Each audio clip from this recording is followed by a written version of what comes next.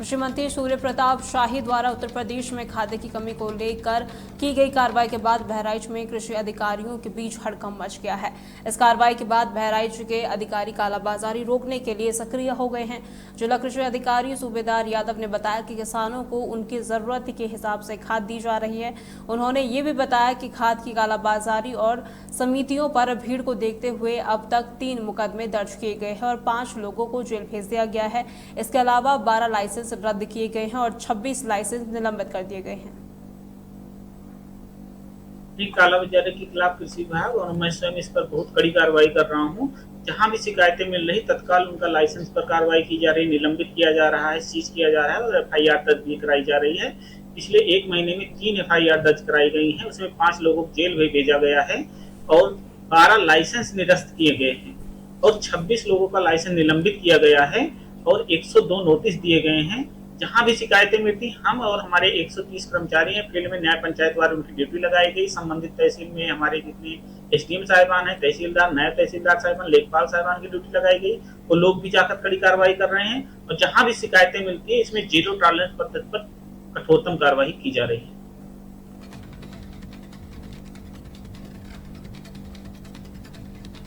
जौनपुर में हर घर तिरंगा अभियान के तहत निकाली गई 5 किलोमीटर लंबी तिरंगा यात्रा ने विश्व रिकॉर्ड बनाया है, जिसे पूरा जिला गर्व महसूस कर रहा है। ये यात्रा 13 अगस्त को पुलिस लाइन से शाही किला तक निकाली गई थी। योगासन book of world record council ने इस ऐतिहासिक रैली को देखते हुए जिलाधिकारी डॉक्टर दिनेश चंद्र को सम्मानित भी किया था। ये सम्मान आचार्य डॉक्टर यश पराशर और डॉक्टर मालविका वाजपेयी ने उन्हें प्रमाण पत्र देकर दिया था। इस अवसर पर जिलाधिकारी ने लोगों के उत्साह और सहयोग के लिए आभार व्यक्त किया। उत्तर प्रदेश सरकार के तत्वावधान में भारत के यशस्वी प्रधानमंत्री जी और उत्तर प्रदेश के यशस्वी माननीय मुख्यमंत्री जी के निर्देश के क्रम में मुख्य सचिव महोदय द्वारा निर्गत शासनादेश के क्रम में हर घर तिरंगा यात्रा का आयोजन 3 चरणों में किया जाना था। प्रथम चरण में सभी स्कूलों में अवेयरनेस को पैदा करना था और द्वितीय चरण में विभिन्न प्रोग्रामों के माध्यम से हर घर तिरंगे की इस भावना को जन जन तक पहुंचाना था। जिसके और तृतीय चरण में 13 से 15 तारीख तक प्रत्येक घर पर झंडा प्रदर्शित करते हुए कार्यक्रम को उत्कृष्ट भाव से संपादित कराना था।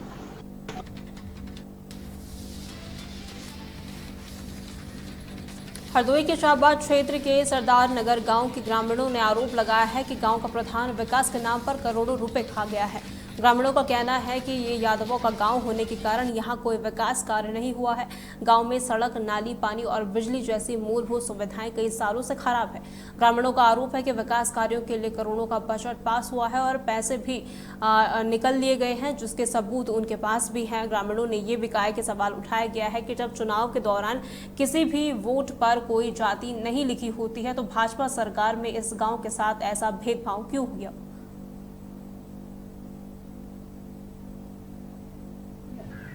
कहाँ रहते हैं? सरदार नगर रहते हैं। अच्छा। हाँ, अब ग्राम सभा में काम नहीं हुआ कुछ। अच्छा। अब 1.5 करोड़ रुपया निकल चुका है। इसका मैं ब्लॉक से पूरा निकलवा के लाए हैं, ऐसे नहीं बता रहे हैं। अच्छा। हाँ, हमारे प्रधान ने कोई काम नहीं करो भाई, अपने ले सब कुछ कर लो, गाड़ी खरीदे थी, बुलेट खरीदे, खेत लेती, प्लाट लेती। अब यहाँ देखो दंदल में फंसे पड़े हैं। निकल तो बाल बच्चा कहूँ गिरिपत को अपने आप गिरिपत, न गाड़ी निकल पाओ, न कोई चीज निकल पाओ। कहाँ रहते हैं आप?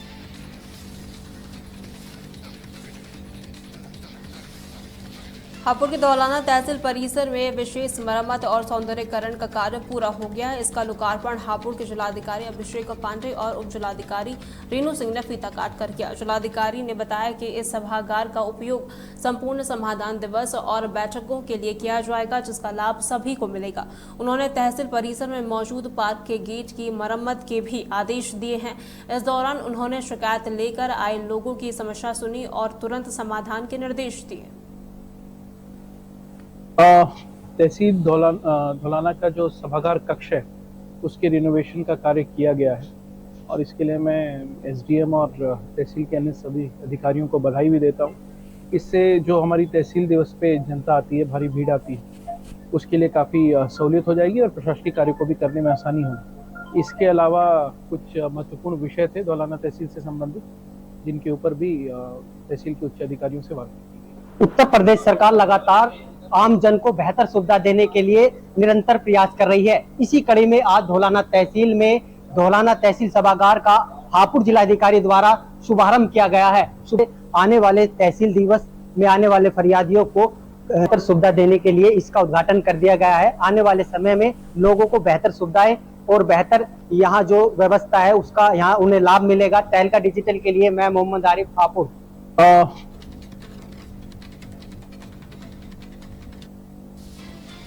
गाजियाबाद में गैंगरेप की शिकार हुई एक 23 वर्षीय दिव्यांग लड़की का शव फंदे से लटका मिला। लड़की मूक बधिर और मानसिक रूप से भी कमजोर थी। उसके पिता ने बताया कि बुधवार शाम वो घर से बाहर निकली थी और रास्ता भटक गई थी। मदद मांगने पर 3 युवकों ने उसे घर छोड़ने के बहाने बाइक पर बैठाया और पास के जंगल में ले जाकर उसके साथ गैंगरेप किया। इसके बाद उसे लूनी इलाके में छोड़कर जो आरोपी है वो भाग गए। घर लौटने पर लड़की ने इशारों में अपने पिता को सब कुछ बताया, जिसके बाद उन्होंने लोनी थाने में एफआईआर दर्ज कराई। आज सुबह लड़की का शव उसके कमरे में फंदे से लटका हुआ मिला। पुलिस और उच्च अधिकारी मौके पर पहुंचे हैं। पुलिस को शक है कि परिवार के ही किसी सदस्य ने हत्या करके शव को फंदे पर लटकाया होगा, क्योंकि लड़की के दोनों पैर बेड से टिके हुए थे। लड़की है जो मानसिक रूप से स्वस्थ नहीं है, जिसका इलाज भी चल रहा है और उसके साथ रेप की घटना हुई है। इस सूचना पर तत्काल अभियोग पंजीकृत किया गया था और 5 टीमों का गठन किया गया था। सीसीटीवी फुटेज और जो हमारे सर्विलांस है उसके माध्यम से हम लोगों ने कुछ लोगों को चिन्हित भी किया है और इसमें हमारी टीमें लगी हुई हैं। शीघ्र उनकी गिरफ्तारी की जाएगी।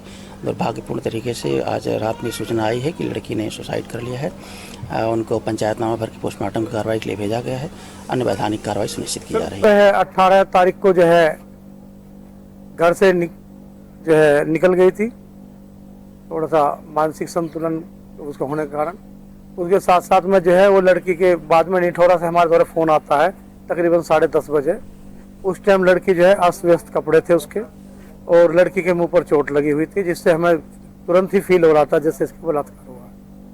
और साथ ही लड़की ने बताया कि मेरे साथ में सामूहिक बलात्कार हुआ है, जिसमें 3 लोग जो हैं इन्वॉल्व हैं और उसे मोटरसाइकिल पर बैठा कर जो है वो लेकर सुनसान जंगल की तरफ लेके गए। का भाई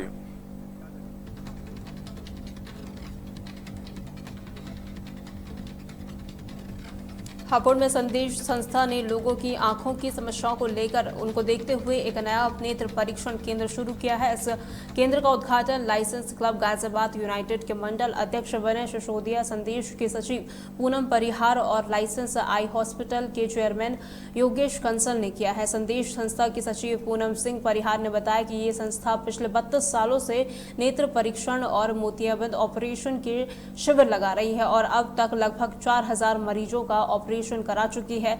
उन्होंने कहा कि अब आंखों की सभी समस्या का समाधान इसी केंद्र पर हो सकेगा, जिससे लोगों को इलाज के लिए दूर नहीं जाना पड़ेगा। विजन सेंटर के रूप में आज खोला गया है। लॉयंस आई हॉस्पिटल गाजियाबाद के द्वारा संचालित रहेगा ये, और पिछले 20 साल से हम यहाँ पे संदेश के साथ मिलके एक कैंप आयोजित करते आते थे कैटर्स के ऑपरेशंस के लिए, और वो बहुत ही सक्सेसफुल रहा। यहाँ की जनता को, क्षेत्रवासियों को उससे बहुत मदद मिली। लेकिन पूनम परिहार जी के द्वारा हमको ये बताने पे कि यहाँ एक विजन सेंटर की आवश्यकता है ताकि क्षेत्र के लोग जो है यहाँ से लाभान्वित हो पाएँ, तो हम लोगों ने एक vision centre lions club United के माध्यम से और लॉयंस क्लब गाजियाबाद के माध्यम से यहाँ खोला है। ये सेंटर एक पहल है, एक नए तरीके से हम विजन को और लोगों में जो आंखों की तकलीफें हैं उसको रिजॉल्व कर पाएंगे। अभी तक हम 20 सालों से हम कैटरैक्ट ऑपरेशन करवा रहे थे लायंस आई हॉस्पिटल के सपोर्ट से, और अभी भी हम उनके सहयोग से ये सेंटर ओपन हुआ है। और संदेश की पूरी कोशिश रहेगी, हमारी पूरी टीम की कोशिश रहेगी कि हम यहाँ पर सुबह से शाम तक की सर्विस दें।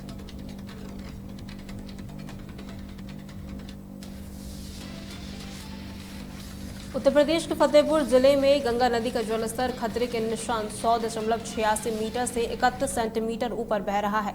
इसके कारण बिंदकी तहसील के अभयपुर और आशापुर गांव के कई मजरे बाढ़ से प्रभावित हुए हैं। बाढ़ के माहौल को देखते हुए लगभग 80 परिवार के 400 लोग महुआ घाटी में बनाए गए बाढ़ राहत शिविर में आ गए हैं।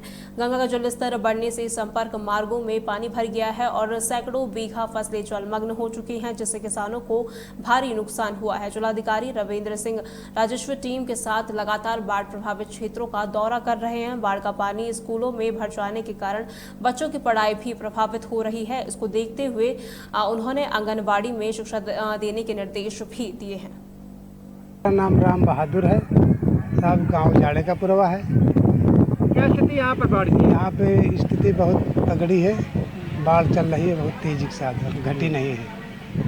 कौन कौन से कितने गांव प्रभावित हैं? यहाँ पे 2, 3, 4 पुरवा प्रभावित हैं अभी स्थिति में। नैनी खेड़ा, जाड़े का पुरवा, बिंदकी फारम, 3 गांव के लोग। कहाँ पर लोग आके शरण लिए हैं यहाँ पर? ये महुआ घाट। क्या व्यवस्थाएं दी गई हैं? यहाँ व्यवस्था खाने के लिए पूरी साग है। जी, हमारा नाम राम किशोर है। मैं जाड़े पुरवा गांव निवास का रहने वाला हूँ और यहाँ पे बाढ़ आई है, पानी बहुत ज़्यादा भरा हुआ है। यहाँ पे 4-5 गांव में थोड़ा ज़्यादा दिक्कत आ रही है, जैसे कि जाड़े का पुरवा, शेरी खेड़ा, बिंदकी फारम, बेनी खेड़ा, संदनाहा, काली कुंडी, ये 5-6 गांव है जिनमें ज़्यादा दिक्कत है। गांव के अंदर पानी भर चुका है और यहाँ पे दिक्कत बहुत ज़्यादा हो रही है। इसकी वजह से हम सब लोग जाड़े पुरवा से सगान से निकल के हम लोग यहाँ पे बांगर पे महुआ घटिया में हम लोग रहने आए हैं। यहाँ पे सरकार की जो व्यवस्थाएं हैं, लेटरिन की व्यवस्था की गई है, पानी की व्यवस्था की गई है, खाना की व्यवस्था की गई है। आपने बताया अभी गंगा जी में जो हमारा फ्लड लेवल होता है वो 101.86 मीटर होता है, 100.86, तो अभी 101.17 है मीटर, तो वो फ्लड लेवल से ऊपर है। इस वजह से करीब 4-5 गाँव के लोग कुछ प्रभावित हुए हैं, जिनके घर के पास तक पानी आ गया था। तो एहतियात के तौर पर उन्हें यहाँ पर राहत कैंप में लाया गया है। यहाँ पर उनके लिए सारी व्यवस्थाएं हमने उपलब्ध कराई हैं। यहाँ पर टेंट भी लगा है, उनके लिए तिरपाल की व्यवस्था भी है। दिन में 3 बार खाने की व्यवस्था भी की जा रही है और जब ये जाएंगे तो उनके लिए फिर राहत किट का वितरण भी होगा। इसके अतिरिक्त जो पशु हैं उनके लिए भूसे की व्यवस्था की गई है।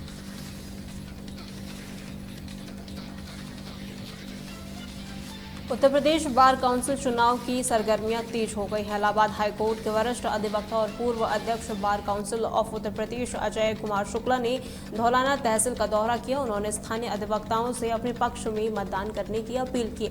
अजय कुमार शुक्ला ने कहा कि अधिवक्ताओं की समाज के कमजोर लोगों को न्याय दिलाने में महत्वपूर्ण भूमिका रही है, लेकिन उन पर आए दिन हमले हो रहे हैं। उन्होंने कहा कि उत्तर प्रदेश सरकार ने अधिवक्ताओं की सुरक्षा के लिए अधिवक्ता संरक्षण कानून लागू करने का वादा किया था, जो अभी तक पूरा नहीं हुआ है। प्रदेश के अधिवक्ताओं से जो अधिवक्ताओं पर और अधिवक्ताओं के परिजनों पर प्राणघातक हमले हो रहे हैं, उसके संबंध में bar council of Uttar Pradesh से एडवोकेट प्रोटेक्शन एक्ट लागू करने का वादा किया था। अभी तक वो वादा पूरा नहीं हुआ है। उस वादे को पूरा कराने के लिए और कुछ पद ऐसे होते हैं जुडिशियल नेचर के, जिसमें रिटायरमेंट के बाद अधिकारियों की नियुक्ति की जाती है, जैसे जिला उपभोक्ता आयोग है, स्थायी लोक अदालत है। और इसका परिणाम, इसमें रिटायर्ड अधिकारियों, रिटायर्ड न्यायाधीशों की नियुक्ति का परिणाम ये होता है कि इन न्यायालयों में काम नहीं होता है। तो इस संबंध में हमारा अधिवक्ता संघ उत्तर प्रदेश की ओर से ये मांग है कि इन सारे पदों पर अधिवक्ताओं के मध्य से ही परीक्षा करा करके नियुक्ति की जाए, जिससे इन कोर्टों में सुचारू और प्रभावी तरीके से काम हो और प्रदेश में अधिवक्ता प्रोटेक्शन एक्ट लागू किया जाए। इसके लिए जन जागरण अभियान के तहत आज मेरा धौलाना तहसील आना हुआ है।